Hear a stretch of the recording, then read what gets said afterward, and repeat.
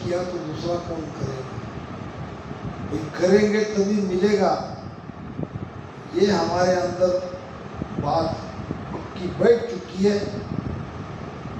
इसका मतलब ये भी नहीं कि तुम कुछ भी मत करो, सहज रूप में तुम करो जो भी तुम्हारी ड्यूटी है, जो भी तुम्हारा काम है। तनसो जगत मनसो बैरागी, करे सकल रहे न्यारो।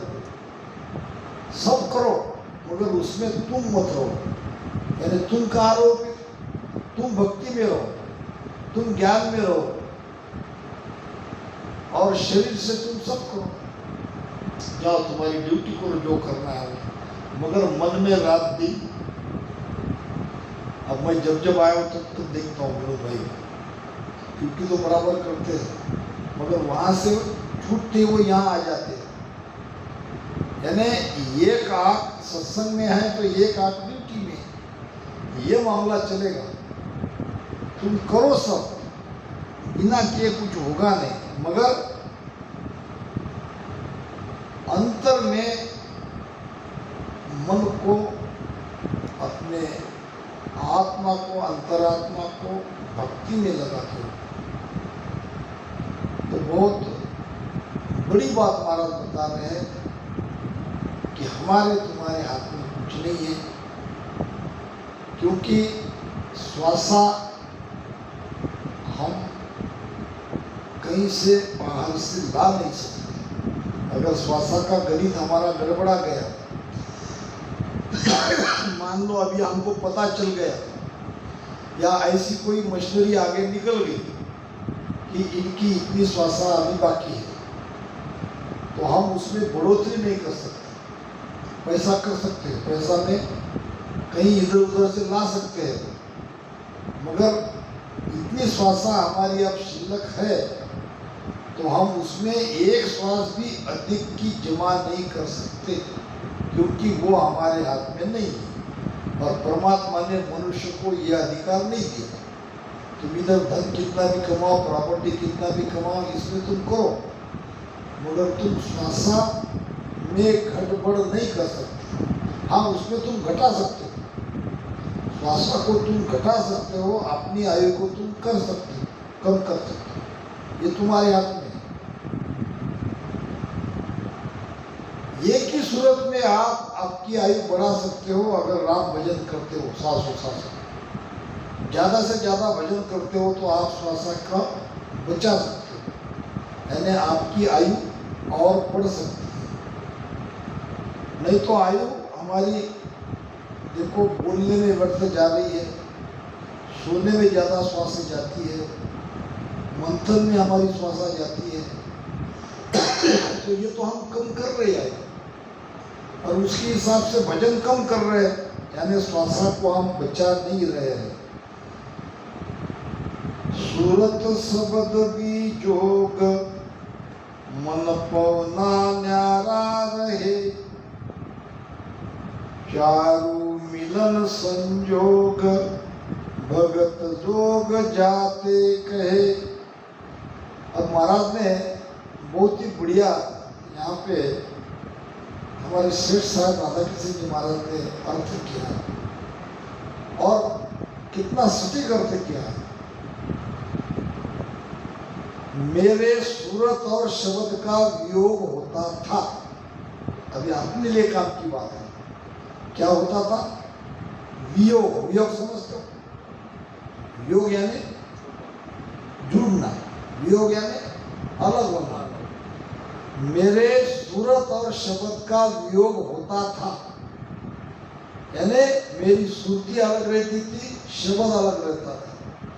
प्रैक्टिकल में कैसे अब राम राम राम राम राम राम राम राम रचना पे तो रटा जा रहा है, मगर उसमें सुरती नहीं लग रही थी, सुरती अलग रह जाती थी और शब्द रटन हो रहा था। ये सूरत और शब्द दोनों अलग अलग रहते थे, तथा मन और श्वास, मन और श्वास ये भी अलग अलग रहते थे। सूरत शब्द साथ में रहते थे, मन और श्वास ये भी अलग अलग रहते थे। फिर क्या हुआ? मैंने इन चारों को इकट्ठा किया, यानी चारों को मिलाया, जब ये चारों को मिलान किया तो उसी समय क्या वो आनंद आ गया? नहीं, चारों को मिलान करते करते भजन सुमिरन करने लगा। जब मैं अपने आप को ध्यान में जब बैठता हूँ, अपने स्वयं पर ध्यान देने लगा कि मेरी सुधि शब्द के साथ है, यानी राम नाम के साथ है। अभी राम नाम ही शब्द है और मेरा मन बराबर श्वासा में लगा है। अभी यहाँ हमारी 2 बिटिया भजन कर रही थी दिन में, तो मैंने पूछा कि भाई पूछने को टाइम ही नहीं था, आज तो लिखने में ही चला गया पूरा। तो एक बेटी बता रही थी, बापू मन लगता ही नहीं। लगेगा कैसे? आपको मन को देखना पड़ेगा कि वो श्वास में है कि नहीं है, आपका ध्यान भटक रहा है कि नहीं भटक रहा है। प्रैक्टिस करनी पड़ेगी, सराव करना पड़ेगा।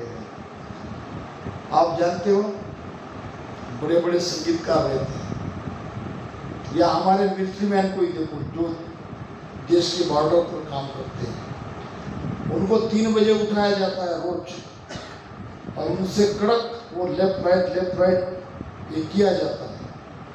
जब तक पसीना नहीं होते तब तक उनको छोड़ते नहीं। क्या रोज लड़ाई होती कि एक दो होता? क्या रोज? वो तो होता नहीं होता, मगर उनको वो तैयार रखते हैं।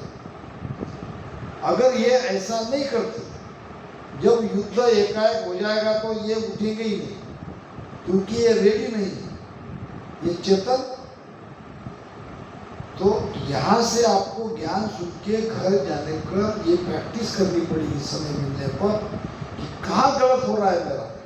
दूसरा कोई आपके अंदर शब्द प्रकट नहीं कराएगा, नहीं करा सकता। वो उपाय बताएगा, दवाई बताएगा। दवाई आप खाओगे नहीं तो अच्छे कैसे होगी? यहाँ नहीं जम रहा है तो घर जाके एकांत में आपको बस ये 4 चीज का मिलान करना है। श्रुति यानी आपका ध्यान। श्रुति क्या है? आपका शब्द तो राम नाम आपको मिल गया, 3 ही चीज तो मिलानी है। उसमें भी श्वासा ऑटोमेटिक आती जाती है और राम शब्द मिला हुआ है। फिर 2 तो काम 50% तो सबका हो ही गया है कि नहीं? अब क्या रहा? मन और श्रुति। मन को श्वासा में लगा, श्रुति को शब्द के साथ लगा, और इसकी प्रैक्टिस करो। बैठने की प्रैक्टिस करो। कुछ मत होने दो, कुछ आनंद मत आने दो, कुछ भी बने दो, मगर प्रैक्टिस करो। ऐसे करते करते एक समय ऐसा आएगा कि आप उछल पड़ोगे, आप बेफाम हो जाओगे, आनंद से इतने भर जाओगे कि ये क्या हुआ मेरे साथ, मैंने तो ऐसा सोचा भी नहीं था, मुझे तो ये ऐसी लग रही थी बात। विश्वास की कमी है। और जैसा वो अभी मैंने बादशाह का उदाहरण दिया है, क्या आप सचमुच इतनी बार आपने कोशिश की क्या? तो मैंने बहुत बैठ के देखा मगर ये हुआ ही नहीं। आप थोड़ी देर करते हो, नहीं जमा तो नहीं, उसका पीछा छोड़ देते हो, एक ही बार में पीछा छोड़ देते हो, दूसरी बार भी नहीं बैठते। नहीं कर तो रहे, रामस्वामी तो है, और किसी भगवान को मानते तो नहीं, इतने से काम होगा। दूसरों को नहीं मानना, मूर्ति पूजा नहीं करना, कहीं नहीं जाना, खाना नहीं पीना नहीं, इतने से काम हो जाएगा। असली चीज तो वो है, मन और तुम्हारी सुधि। वो अगर नहीं लग रही है तो उसके लिए तुमने क्या किया, क्या कोशिश की, ये चाहिए। सूरत सबद सुमेल मन पवना दोनों गए, तो लिव लागे जिन बार 8 पोहर इमरत चले। यह बहुत बड़ी बात महाराज बता रहे हैं। पहले में क्या बताया? सब अलग अलग है, अब उसको जोड़ो। मन पवन के साथ, श्रुति शब्द के साथ, चारों जोड़ के भजन करो, भक्ति करो। अब जिन्होंने जोड़ लिया है उसके लिए कह रहे हैं। पहला, जिनका हुआ नहीं, मन भटक रहा है, श्रुति नहीं लग रही है, तो वो दोनों लगती तो राम राम बंद हो जाता है। राम राम चालू है, श्रुति मन भी लगा है, तो श्वासोश्वास में गड़बड़ हो जाती है।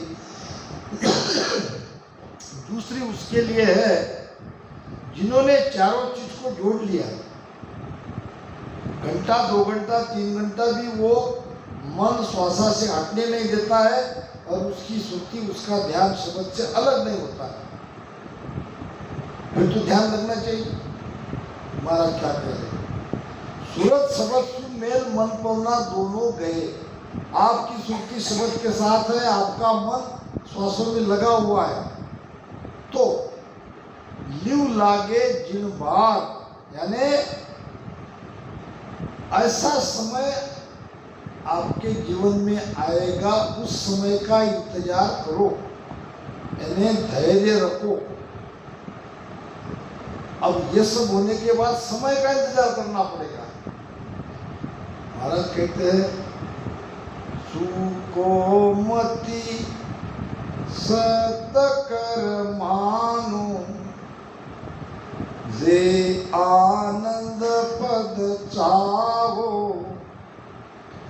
डाकर पढ़ो जगत को छाड़, तब घट पर चे पाओ। घट में शब्द का पर्चा जरूर आपको मिलेगा, उसके लिए आपको समय का इंतजार करना पड़ेगा। यानी ऐसा नहीं है कि आपने सुरती शब्द मन पवन इकट्ठा मिल गया और अभी आपकी लीव लगनी चाहिए, अभी आपके अंदर शब्द जगना चाहिए, ये बात नहीं है। अब समय का इंतजार करो, धीरे धीरे रे मना धीरे सब कुछ होए, माली सींचे सब घड़ा ऋतु आए फल। अगर माली ये सोचेगा कि अभी पेड़ पौधा जो भी है उसने लगाया है और कल ही इसको फल फूल लगना चाहिए, तो ऐसा होता क्या? अब उसकी सिंचाई करते रहना है और उसका पूरा ख्याल रखते रहना है। धीरे धीरे धीरे धीरे एक समय ऐसा आएगा, ऋतु आने पर वो फलेगा फूलेगा। ऐसा ही भक्ति में है। अब अपनी गड़बड़ कहाँ हो रही है, अपन पहले इसमें अटक जा रहे हैं। अपना क्या हो रहा है, हमारा मेल नहीं हो रहा है। अब मैं देखता हूँ बहुत कम लोगों का ये चारों चीज का मेल होता है, बड़ा कठिन है। इसमें एक ही चीज कठिन है, वो है मन। वो मन क्या करता है, अकेला नहीं जाता, वो हमारे ध्यान को भी ले जाता है। कभी कभी तो हमको यहाँ बिता के छोड़ता है, वो दोनों चले जाते हैं। हम खाली बैठे रहते हैं, आराम कर रहे, क्या तो नहीं रहा, कैसे होगा? तो इतना सब कुछ होने के बाद भी आपके जीवन में वो पल आएगा, वो समय आएगा कि आटो पर आपको अमृत पीने को मिलेगा, यानी वो आनंद आपको पीने को मिलेगा। जादीन तेर पाउई रे नितर भूला जाए, जादीन तेर पाउई रे नितर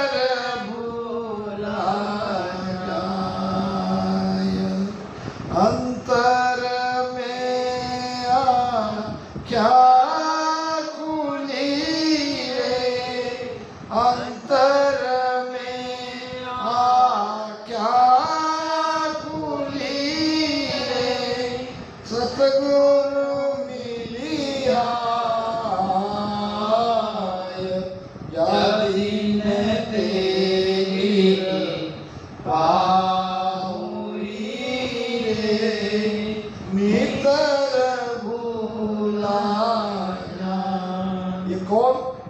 हम भी एक दिन कहेंगे कि सदगुरु की कृपा नहीं होती तो हमारे जीवन में हमारा क्या हाल होता। हम परमात्मा को तो भूल ही चुके थे, मगर मगर सदगुरु ने कृपा करके हमारी अंतर्दृष्टि खोल दी और हम पर कृपा करके हमें ये जन्म मरण से रहित कर दिया। तो उठत बैठत सास उसासा रसना राम रट्या निसवासा नीरत ने नठरावत नासा सूरत पकड़ तोलत है सासा। अब लगभग 90 या 99% रामसनी ये स्थिति में उसके लिए गुरु महाराज ये ज्ञान दे रहे हैं कि चारों चीजें इकट्ठा नहीं हो रही है, लाख प्रयत्न करने पर भी, तो क्या करें? उसका इलाज महाराज बता रहे हैं, करके देखो।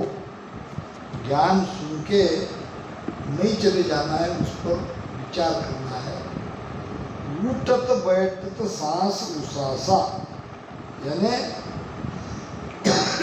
उठते बैठते श्वास में, आती जाती श्वास में, रात दिन रसना से रटा। अब रात दिन तो रटते ही नहीं, बड़ी मुश्किल से आधा घंटा 10 मिनट 1 घंटा 15 मिनट हो गया, इससे ज़्यादा पाना तो बहुत कुछ चाहते हैं, उसके बदले में करना कुछ नहीं चाहते। चलो ठीक है, इतना भी कर रहे हैं तो वो भी तो भेद से जैसा बताया गया वैसे तो करो, कोशिश यानी करते रहो, इतनी जल्दी हार मत मानो। नहीं लग रही है तो भी आती जाती श्वास में राम राम करो। अब इसमें जो आपका नंबर 1 का शत्रु है, जो ये सब होने नहीं दे रहा है, वो है मन। तो उसको, उस मन रूपी शत्रु को भजन में लाने के लिए आपको यहाँ देखना पड़ेगा। करके तो देखो, यहाँ से आपको, यानी यहाँ ध्यान लगाने से आपका मन बिल्कुल नहीं भागेगा। मन को रोकने के लिए सर्वोत्तम उपाय अगर कोई है तो नीरत नैन ठेलावत नासा, नीरत रूपी दृष्टि तुम्हारी या नासाग्र पर ठहराओ। यानी ये देखते देखो, आधी आँख खुली आधी आँख से बंद देखे तो भी अच्छा है, क्योंकि मन को बाहर भागने में चांस ही नहीं मिलता। जब वो भागेगा नहीं, वो भले श्वास में ना लगे, वो अगर नहीं भाग रहा है तो आपकी श्रुति तो शब्द के साथ है। 3 को तो आपने पकड़ लिया, 4 में से धीरे धीरे उसको काबू में करना आप सीख गए तो उसको श्वासा में लाया जा सकता है। एक राजा था और राजा को अरब के एक व्यक्ति ने एक बढ़िया घोड़ा भेंट यानी इनाम दे दिया। अब राजा ने जाके उसको अपने घोड़े के तबेले में रख दिया और कुछ मेहमान नेवा कुछ दिन उसको रखा और फिर वो चला गया। अब घोड़े का क्या है, उसको घोड़ा को आप बांध के नहीं रख सकते। दूसरे दिन सुबह उठ के जो घोड़े की रखवाली करता था, देखरेख करता था, वो आया, कहने लगा महाराज ये घोड़ा बैठने नहीं देता, ये बैठने नहीं देता तो इसको दौड़ाए कैसे? राजा ने कहा ऐसा तो नहीं है, कोई न कोई उपाय उसका जरूर होगा। अगर तुम उसको बैठ के उसको दौड़ाओगे नहीं तो वो तो फिर आगे ज्यादा तकलीफ होगी उसकी अपनी। फिर नगरी के जो एक से एक बढ़िया घोड़े पर बैठ के घोड़े को सिखाने वाले थे उनको बुलाया गया। वो भी कहने लगे कि ये घोड़ा बैठने नहीं देता। आखिर में राजा का एक 16 साल का लड़का था, उसने कहा पिताजी को अगर आप आज्ञा दो तो मैं इसको बैठ के इसको दौड़ा के वापस ला सकता हूँ। राजा ने कहा, एक से एक बड़े पट्टी नामांकित घोड़ा सिखाने वाले थक गए और तुम क्या उसको दौड़ाओगे? तो राजकुमार ने कहा, कोशिश तो करने दो। तो राजा ने कहा, ठीक है। फिर वो लड़का गया और घोड़े को देखा उसने, बैठा नहीं, घोड़े की हालचाल जानी। और फिर 2 दिन के 3 दिन के निरीक्षण में ये पता चला कि घोड़े में कोई कमी नहीं है। फिर घोड़ा बैठने क्यों नहीं देता, तो उसका भी हल उसने ढूंढ लिया कि घोड़े को एक आदत थी अपनी छाया देखने की। क्या आदत थी उसको? अपनी छाया देखता था वो, और छाया देख के वो ऐसा दोनों पैर ऊपर उठा लेता था, यानी छाया देख के वो डरता था, और जिससे वो डरता था उसको देखने की उसकी आदत थी। वो जब भी कोई उसके ऊपर बैठने की कोशिश करता तो राजा वो घोड़ा अपनी छाया कहाँ दिखते उसको देखता, और छाया दिख गई तो कूद जाता, कूदते वो गिर जाता। पिछले लड़के ने उसके दोनों आँख के तरफ से दोनों कपड़े के ये लगा दिए कि वो घोड़ा इधर उधर देख नहीं पाए, ऐसे बांध दिया।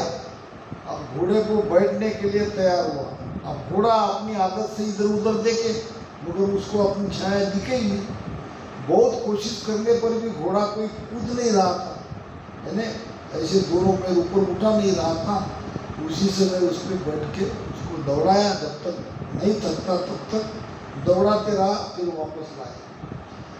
कहने का मतलब, ये मन नहीं लगता कहने से कुछ नहीं होगा, वो कारण आपको ढूंढना पड़ेगा, वो क्यों नहीं लगता।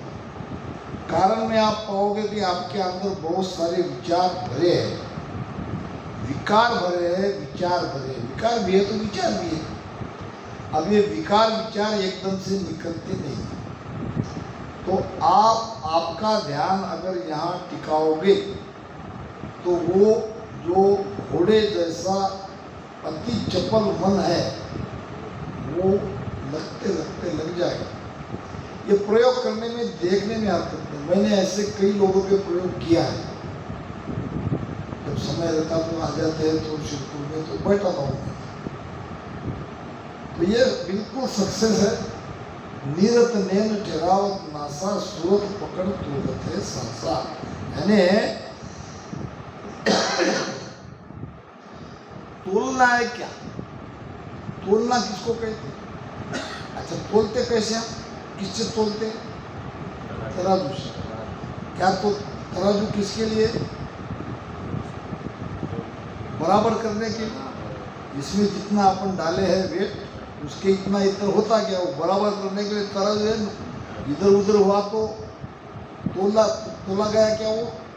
ऐसे ही आपकी सुक्ति को, आपकी श्वासा को तोलना है। श्वासा बराबर आ रही है, जा रही है। कुछ लोग कहते हैं, अभी ये एक बिटिया ने कहा कि मेरी श्वासा अंदर जाती नहीं। अभी कहा ना देशी भाई, आपने भी कहा था।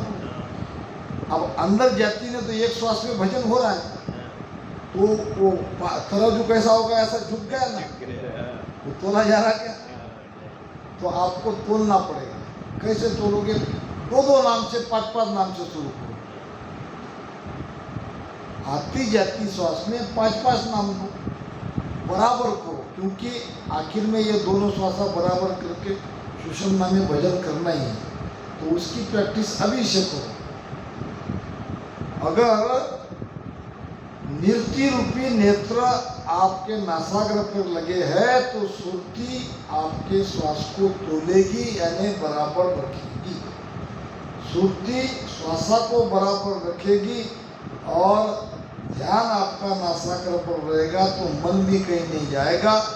तो मन को सुरती के साथ श्वासा में आना ही है। और एक बार ये योग आपका जम गया तो कभी भी आपके अंदर वो सत्ता जग सकती है। उसमें प्रार्थना चाहिए, पुकार चाहिए।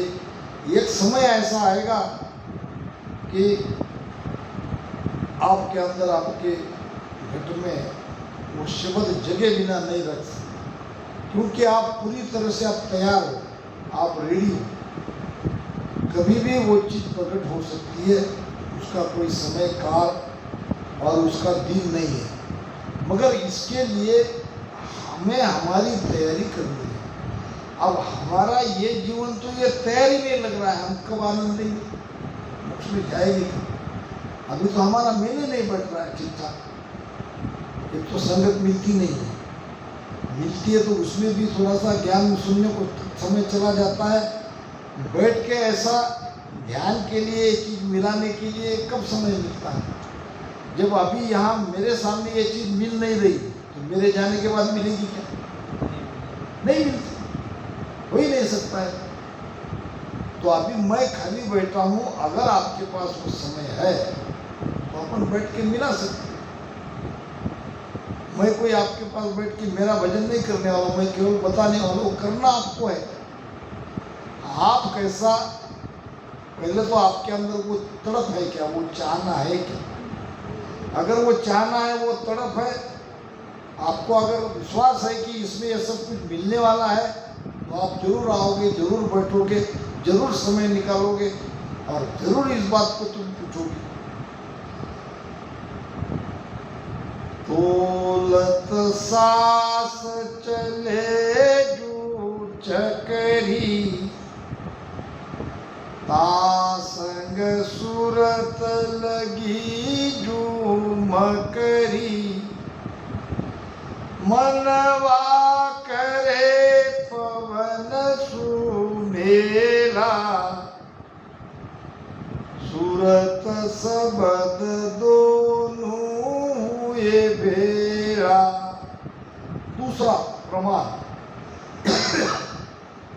मुनि राम सिंह के लिए दिले है कि जिनका श्रुति शब्द का और मन पवन का मेल बैठ नहीं रहा है, यानी जिनको ध्यान करने की, यानी जो भेद है वो भेद से उसका ध्यान हो नहीं रहा है। चाहते तो जरूर है, तो कैसे? तोलत सांस चले चक्री, चक्री धागा देवशी भाई आपने दिया था उदाहरण। तो कैसी चलती है चक्री? पुराने जमाने में रहती थी, वो गोल गोल धागा घुमा के वो बराबर चलती थी। तो चक्री के जैसी वो श्वासा आती जाती है, उसको ये सुरती तोलती है। कब तोलती है? तो आप महाराज प्रमाण दे रहे हैं मकड़ी का। मकड़ी समझते हैं? मकड़ी नहीं समझते? ये कोई छोटा सा ये है कीड़ा, हाँ, और उसके मुख से निकलती है तार, जाली करती है तैयार। क्या कहते हैं उसको? अच्छा, जो भी है वो, तो वो क्या करती है, उसको मकड़ी कहते हैं। वो मकड़ी अपने मुख से जो जाली तैयार होती है उस पर चलती है, उस पर वो आती है जाती है। तासंग सूरत लगी जू मकड़ी। अब जैसे वो उतरती चढ़ती है, वैसे आपकी सुरती को श्वासा पे चढ़ना और उतरना है, और चढ़ना उतरता करते रहोगे तो एक समय आएगा मन आपका श्वासा में लग जाएगा। अगर आपकी सुरती सांस सांस से हट नहीं रही है, ऊपर चढ़ रही है, उतर रही है, चढ़ रही है, उतर रही है, उसमें ध्यान लगा है, तो मन कहीं भागेगा नहीं, भटकेगा नहीं। मनवा करे पवन सु मेला, ये मन श्वासा से मिल जाएगा और तब सूरत शब्द दोनों मिल जाएंगे, चारों मिल जाएंगे, और फिर कभी भी आपके घट में सत्सबद नियंचर प्रकट हो सकता है। वो आपके प्रेम से राम राम रटन करने से होता है। प्रेम राम राम में जरूर लाओगे, मगर ये चीज को भी आपको मिलाना पड़ेगा। यही है भक्ति का भेद, और यहीं पर हम वाणी महाराज को